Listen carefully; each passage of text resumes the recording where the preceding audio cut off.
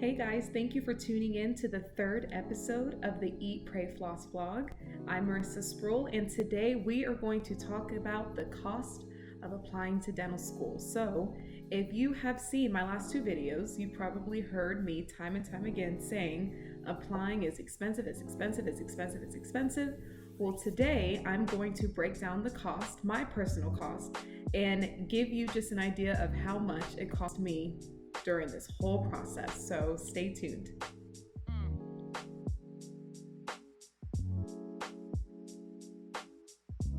So just a disclaimer. I just want to say that this is my personal experience. So I did research the cost of different things so that I could get a different range. But do remember that the cost of applying to dental school really has multiple variables. Some of those variables include how many times you had to take the DAT or how many schools you apply to. So just keep that in mind. But I wanted to make sure that I gave you specific numbers or at least an idea of the range so that you know what to save for. So let's start with the application.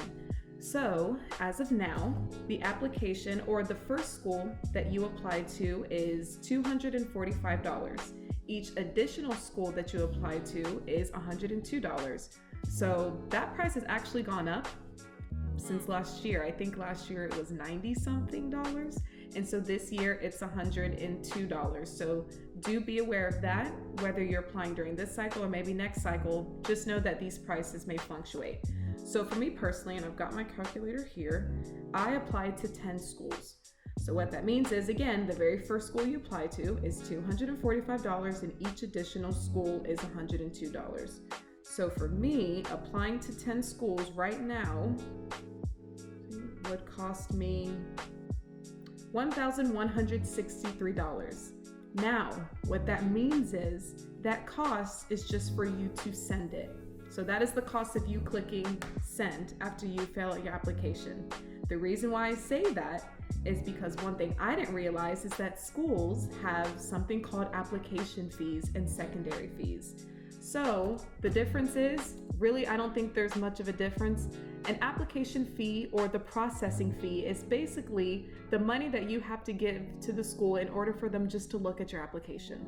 So it doesn't mean that you are any step closer per se. It just means that you have to pay an additional fee just for them to look at it. And so that fee has different names. I've seen application fee, processing fee, and those fees are usually non-refundable. So just keep that in mind. I went back in my email and my application fees were a range. Some were $50, $75, $150, and $37. So for me personally, I had to fill out 1, 2, 3, 4, 5. So I had to give or send money to 5 schools for application fees. So that right there, 75 plus 75 plus 150 plus 37. So that cost is $387, which means I had to spend $387 just for schools to look at my application. So in addition to the application fee, again, just pressing send, the original application fee, which means you pressing send, the second application or processing fee, which means them just looking at your application. Some schools have a secondary application. So I will say this, research the school that you're applying to, because for some schools, not everyone gets a secondary application, which means great, you are one step closer. For other schools, it doesn't mean anything. It's just another way to get money. So it doesn't mean that you were any farther than anyone else. It doesn't mean that your name was picked out of a group. It just automatically, as soon as you click send, for me, some was within 20 minutes, I got the secondary application. But I know for schools like UF, or at least in my cycle, or in my applying cycle year, for UF, if you did get a secondary application, that was a big deal because not everyone got secondary applications. So for the secondary applications, I see for myself, the cost, one was $70, one was $50, one was $75. So 70 plus 75 plus 50, that is $195. So as you can see, all of these application fees, secondary application fees, and the processing fees, that's just one chunk of what it costs to get into dental school. And so one of the things I found helpful besides going on the school's website is that ADEA, so if you go on ADEA's website, you can either Google it or I believe it's www.adea.com. They actually have a guide.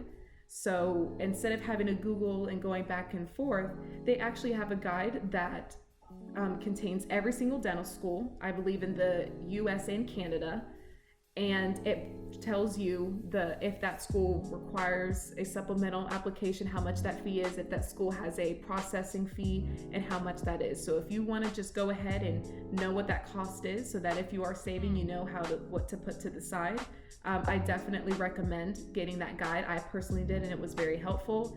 That guide as well includes GPA ranges, DAT ranges. I know some schools, whether or not they average your DAT scores, whether they take the most recent one. So all those details that not many people know about, I would definitely get that guide. So we can check that off, application fees. But let's actually take a step back and let's talk about the DAT and preparing for the DAT. Now, the DAT itself, again, I think the cost has went up. I believe that the cost was cheaper when I took it. But as of right now, it's $460 each time you take it.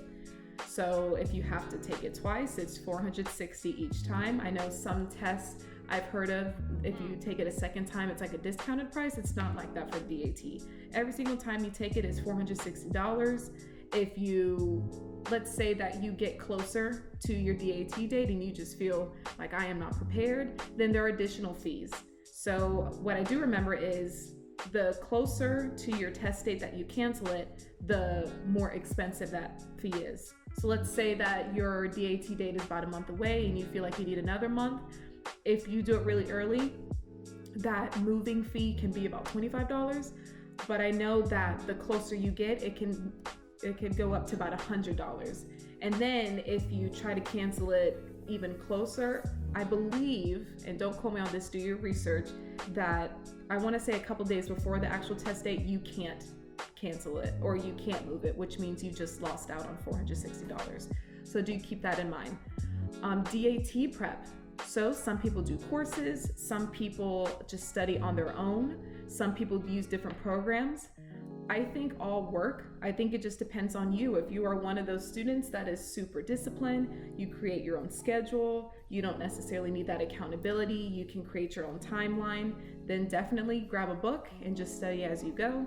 If you're one of those students that needs an instructor, or maybe you need just extra help on things like organic chemistry, or you just need someone to keep you accountable, then maybe think of a course. But do know that courses are more expensive than just getting the material. And so I went back and I did some research, and courses can range from about $1,400 to $1,700. So keep that in mind. I know there's different courses like Kaplan, iPrep Dental. Obviously all work, all give great results. It just depends on your finances, but I will say if you do have that opportunity to save, and that's something you want, then go for it. Really, at the end of the day, is whatever helps you get there, and you know yourself better than anyone else. So CourseSaver, a website that has really helpful videos. It breaks down all the sciences on the DAT, and it breaks down every single topic. I saw, and it's about $50 a month. So keep that in mind. If you choose to do Crack the DAT, which is, I believe, another set of DAT prep materials, it's $349 as of right now. DAT Destroyer, so they have different packages or plans, and so it ranges from about $150 to $300. And lastly, the infamous DAT Bootcamp, and they have different plans, and it ranged from $500 to $700. I believe it was a month or every 90 days. So don't quote me on that, but just look on the website. So as you can see, taking the DAT, and most importantly, preparing for the DAT, is very, very, very, very expensive.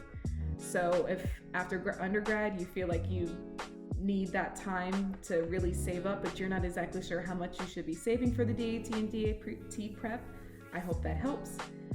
So we have the application, the DAT prep, the DAT.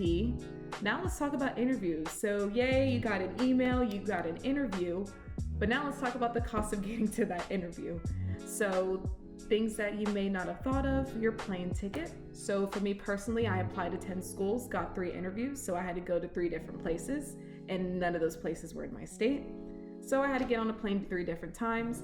It really does depend on the airline company. So whether you're flying Spirit or Delta or whatever, it really is just in your budget. I've seen some as cheap as $80. Again, that's probably more of like the Frontier, the Spirit, which, hey, whatever gets you there and whatever gets you back. And then some flights round trip can be about 200.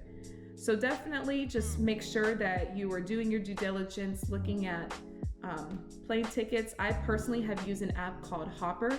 And so what you can do is that you can insert the day that you are wanting to fly out and come back home and where you're wanting to go. And it kind of watches different trips for you, and it tells you, okay, this is a great time to buy your ticket. It's not getting any cheaper. Or I'll tell you, just hold on. We believe that the prices are going to go down, or you need to buy it right now because they're going up within the next couple of days. So if you're not familiar with the app Hopper, I would definitely use that. Business attire. So making sure that you look good during your interview. So for ladies, again, this is just a range. So blazers can cost you about $80 to $120, depending on what type of blazer or what type of brand. Pants about $80, blouses $40. So as you can see, business attire is not cheap. Hotel stays. So for me personally, I would not fly out to that state the day of your interview. So let's say your interview was Friday at 11 o'clock. I would not, if possible, I know things happen and people work and different things like that. I would not try to fly out there at 8 o'clock in that morning, or try to get there at 8 and then try to get to your interview. Why? Because if you're like me, you don't have that kind of money to be flying back and forth multiple times. So I made sure to get there at least a day or 2 early so that I can look in the area. And obviously, if you're getting an interview, that school is interested in you. They've already looked at your DAT, they've looked at your GPA, they looked at everything that's on your application and everything that's on your resume, and they are interested in you and they want to meet you, which means that they are considering you for your school. So this is a place that you could potentially be living in for the next 4 years. So what I did is I walked around, not just did the touristy things, but I walked around and I tried to see, is this somewhere that I could live? Is this somewhere I feel comfortable? Is this somewhere I can see myself? I definitely took the time to talk to students and hear their experiences. So if I were you, if at all possible, try to get there a day or 2 early so that you don't feel rushed or flustered. You have enough time to calm your nerves, but also that way that you can take the time to explore that city, because this could potentially be your home for 4 years. But with that is additional hotel days. So hotels range, depending on where you are, about $100 to $120 a night. So keep that in mind. Or if you're lucky enough, one of my interviews, I actually had a friend that went to that school, so I was able to stay with her. So it just depends. That may not be the case for all the school interviews that you attend to.